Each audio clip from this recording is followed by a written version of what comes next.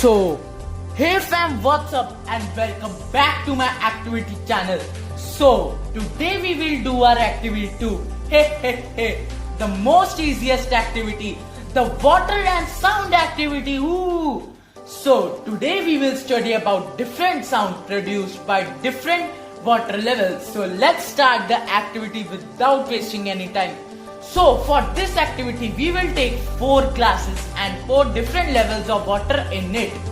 After that we will take a spoon and strike the top of glass with the spoon.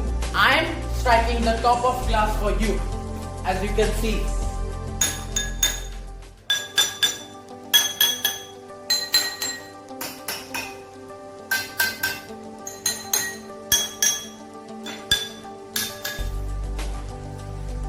This happens because the volume of sound depends on medium to medium. So, we conclude from above observations that different level of water will produce different kinds of sound.